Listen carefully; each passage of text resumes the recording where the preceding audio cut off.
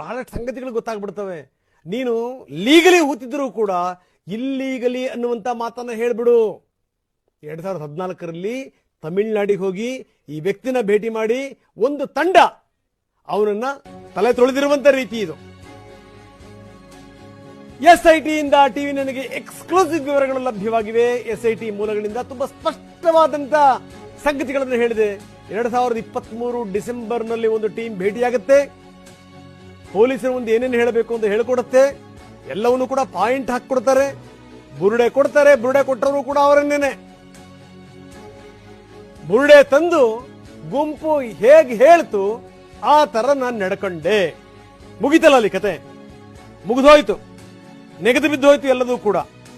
ಏನು ಅವನು ನಿಂತ್ಕೊಂಡು ವಿಚಿತ್ರ ವಿಚಿತ್ರ ಮಾಸ್ಕ್ ಹಾಕೊಂಡು ಆ ಕಡೆಗೂ ತೋರಿಸಿದ್ದೆ, ಈ ಕಡೆಗೂ ತೋರಿಸಿದ್ದೆ, ಈ ಕಡೆಗೂ ತೋರಿಸಿದ್ದೆ, ಆ ಕಡೆಗೂ ತೋರಿಸಿದ್ದೆ. ದೂರುದಾರನ ಪ್ರಕಾರವೇ ಇನ್ನೂ 2 ಕಡೆ ಶೋಧ ಆಗಿದೆ. ದೂರುದಾರರ ಹೇಳಿಕೆ ವಿಡಿಯೋವನ್ನ ರೆಕಾರ್ಡ್ ಮಾಡ್ಕೊಂಡಿದೆ ಎಸ್ಐಟಿ ಮೂಲಗಳು ತುಂಬಾ ಸ್ಪಷ್ಟವಾಗಿ ಟಿವಿನಲ್ಲಿ ಹೇಳಿವೆ. ಏನಾಗಿದೆ ಘಟನಾವಳಿಗಳು, ಏನಾಯ್ತು? ಚೆನ್ನೈನಲ್ಲಿದ್ದಂತ ವ್ಯಕ್ತಿ ಅವನನ್ನು ಹೋಗಿ ಭೇಟಿ ಮಾಡಿದಂಥವ್ರು ಯಾರು? 2023 ಡಿಸೆಂಬರ್ನಲ್ಲಿ ಅವನ ಕರ್ಕೊಂಬಂದವರು ಯಾರು? ಪೊಲೀಸರ ಎದುರುಗಡೆಗೆ ಏನೇನು ಹೇಳಬೇಕು ಅಂತ ಅವನಿಗೆ ಗಿಳಿಪಾಠ ಹೇಳಿಕೊಟ್ಟಂತವ್ರು ಯಾರು? ಅವನಿಗೆ ಬುರುಡೆ ಕೊಟ್ಟವನಿಗೆ ತಲೆ ತೊಳೆದಂತವ್ರು ಯಾರು? ತಲೆಯಲ್ಲಿ